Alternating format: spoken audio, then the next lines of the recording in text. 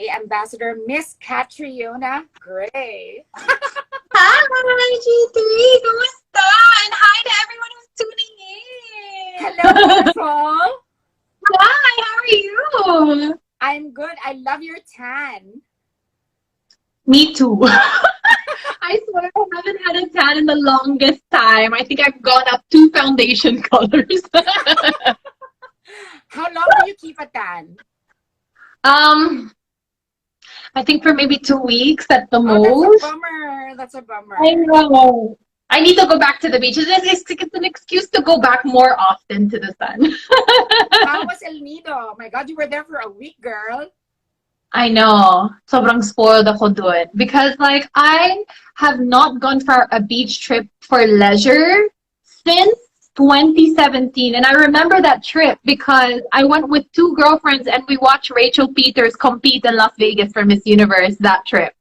So Oh my God, that's she's how also long a it's beach been. babe. She's also a beach babe.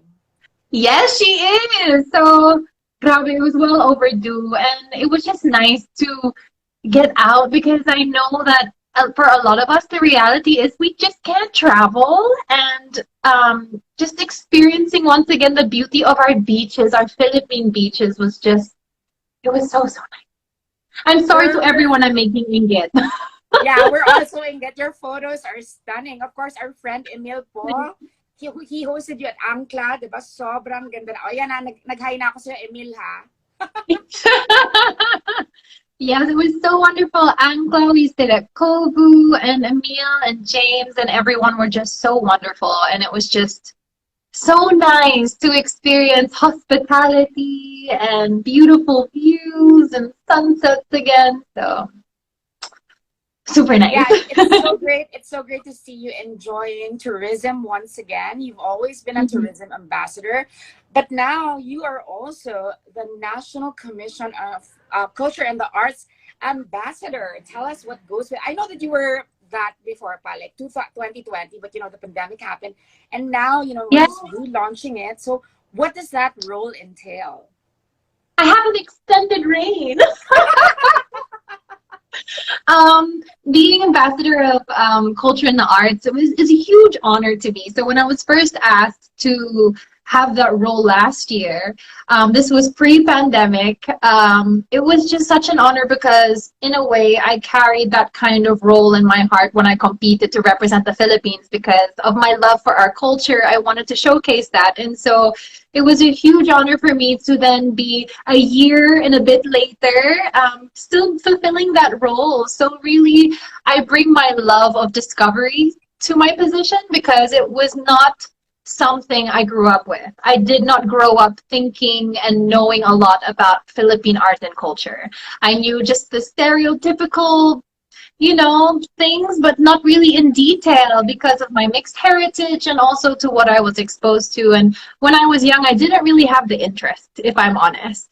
But as I started to become more exposed, I started to learn not just about the art, but the stories that it carried. I think that's what really interested me and made me fall in love with not only our arts, but the Filipino people, because art is a way of storytelling, which I'm sure as a writer you can definitely agree with. It's how we It's true. preserve It's our true. human experiences to be carried down to future Yeah. generations. So in a way of discovering and learning about our culture and arts and sharing that on my platform, I'm also hopefully allowing people to deepen their respect and their admiration and celebration of Filipino people and Philippines as a whole. That's true. That's true. I read in an article, I think a week ago, that in the pandemic, the arts and artists take a back seat. They're the least priority when it comes to a time like this. What would you say is the importance of arts and culture in a pandemic? Oh, it's so important because how will we remember and how will we learn from the experience if not for art? Because how else are we to know what we went through, how we felt? That's all. Um, it's all kept in art, whether it be in writing and music. It allows us to feel. And when we're going against still the challenges of the pandemic and we're all isolated, art's something that brings us together. Art is something that allows us to connect. And a beautiful feeling of not feeling alone. And I know from experience, and I'm sure many of our viewers do, and you also, G3, that like when you feel isolated and you feel like it's you against the world, that's one of the scariest positions to be in.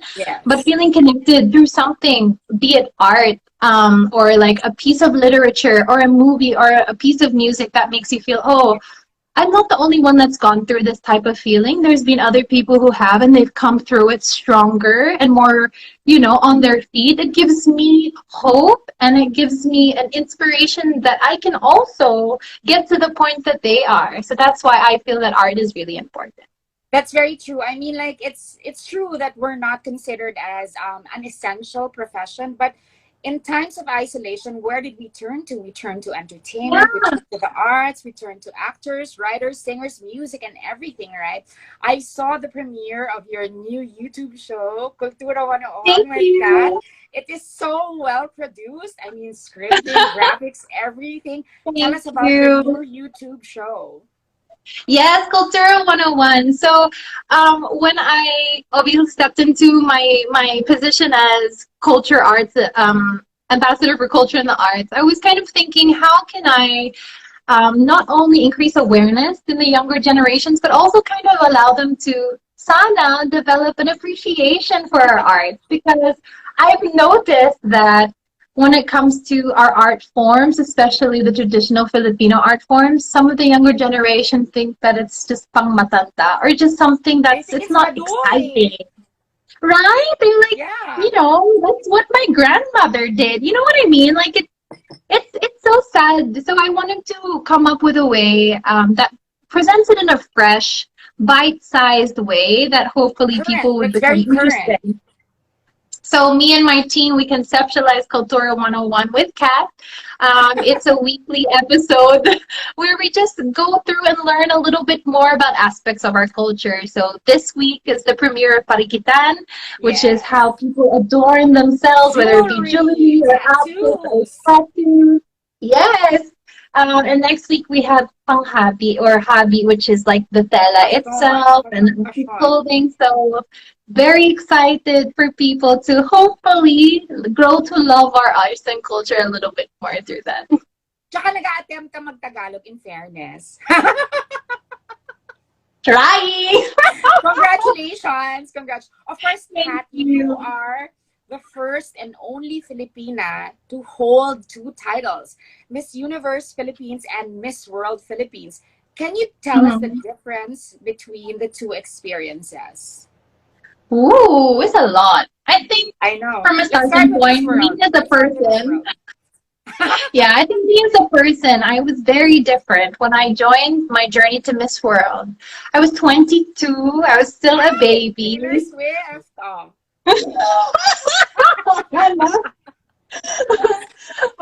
And I I had discovered what I love doing. Like it was such a moment for me discovering pageantry, because I felt for the first time in my life, because I'm a creative naman.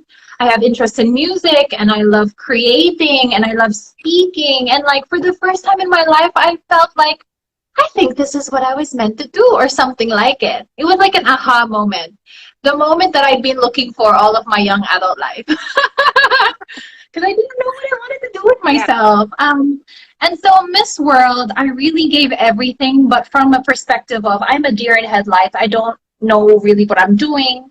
I need to learn from others because I know nothing about pageantry. I'm just coming in as a model. And as you know, I'm sure that pageantry is a whole different beast, Yes. than just being modeling. Like it's so much more. But I learned so much in my Miss World journey because I learned that there was an aspect of connecting to your audience as fans and taking them along on the journey with me. That's something that was a huge takeaway for me in Miss World, that if the fans will look closely, they can see that I took that aspect into my Miss Universe journey, because I really had so much fun, and it really characterized a lot of my journey, bringing my audience along with the journey with me, whether it be for my pasabogs, for my national costume, or telling the story of the Philippines. All that experience found its starting out foundation in my journey in Miss World. Sweet And also, girl. I think Sweet girl ka pa. Tsaka sweet girl ka yeah, na sa Miss World. sweet Ako girl. pink You're kapit. still a sweet girl, naman. But it was just, I feel like my loss at Miss World 2 was something I also really needed to come back in the way that I did for Beanie Beanie because I feel like, I mean, even as like a young adult, I kind of had this perception like if it doesn't work out once, then it's not for me, you know? But Mm, I came to realize through that failure, like the want is still in my heart to do this. Like I yeah. still long to have that platform to speak, to like be a communicator, to be a creative, to like represent my country. So why is that dream still there even though the first time didn't work out? So when I went back to the drawing board for my second endeavor into Miss Universe, into pageantry, I had a different drive. I had a different grit. And I'm sure my followers saw that too, that I was still the sweet girl because I'm still very much the same personality. Like I didn't shift in that way, but I had this grit, this drive that it was like it's an all or nothing. Like Beanie Beanie has 6 crowns, I only want one. Like I'm only in this for the one crown. Yes. And it put a lot of pressure because I mean, even as a Miss Philippines, there is that pressure, but the added pressure that had the found like because I had failed once before, I didn't want to fail again. And just to Yeah. have that kind of resolve, it was also challenging because I had amazing support. Very, very lucky as a candidate, but I also had my fair share of detractors, people telling me like you lost already once. What's gonna make it any different this time? What? So I promise it made me a very, very humble competitor because here I was as a national title holder becoming a contestant once again. Like I didn't want myself to have the air of like I'm a queen here, you know, and I've done all this before. Even more so, I had to prove myself. So I never took an opportunity for granted. Like I came in with everything. And I feel like that's the part of the reason that my journey was successful because I went From in with everything. from a spark in Miss World to a burning flame in Miss Universe. And you can Yeah. see the transition. You can see the journey from super sweet curl and like pink to fiery lava Yes. in Miss Universe, red fiery lava. In the Yes. Miss Universe competition, it was such an easy watch, you know, like usually every year all of us pageant fans would be so nervous. But like from the moment your competition started, we were also confident. But I sure na yan, parang relax na. What point in the competition in coronation night did you know that you already had the crown in your heart? So funny. I'm always asked this question, and I never felt that way. But you know why? Because like uh I didn't feel it even up until top two. I was still, I was accepting whatever fate I would have because of my experience of loss. Yeah, Like that's true. because I had lost before, I could never place myself into the mindset like this is sure. Like I know. Like I could not know. And it was such a gift that I realized in hindsight because all throughout the competition of competing in Miss Universe, like my mindset was always I'm so grateful to have made it this far. Like every time, like top 10, top 5, I was like, oh my gosh, I'm in top 5 of Miss Universe. Like I wasn't like, they better call my name, they better call Philippines. Oh my gosh, if they don't call Philippines, I'm gonna be so shattered, I'm gonna be so broken, what am I gonna do? Like I didn't think like that at all. I was just like, Yeah. oh my gosh, I'm in the top 3. Like I was just joyous. And I think you can see it on my face, You even when were I'm in top 2. I look genuine so shock. chill. There was genuine shock when you won. Yes, and then I was in shock when I won. I had, it's so funny because sometimes in visualization practices, like your trainers Oh, will tell oh. you, like, what face will you do when you win out the window? Pinractice mo. No. And even if I did, wala talaga, wala sa isip ko. I was not Oh, in my body. I was gone. super outer body experience. Kitang-kita. And Super. it's birthed a million memes and has kept you relevant all of these years. I love the memes that came from it. Yes, So good. yes. Yes, but your year 2018 was very special to me and a lot of others because it was the year the Philippines won for two things. The Philippines won our fourth crown, and for us in the trans community, it was the year of Angela Ponce also. You have voiced out Yes. your support in her joining the competition when all others, many others, have spoken their distaste and their about the situation. What is she like as a competitor, and what do you feel now that looking back, it was a monumental year for Miss Universe? Oh, it definitely was. I think it was such an amazing moment of representation. Like, I think a lot of people still throw around the question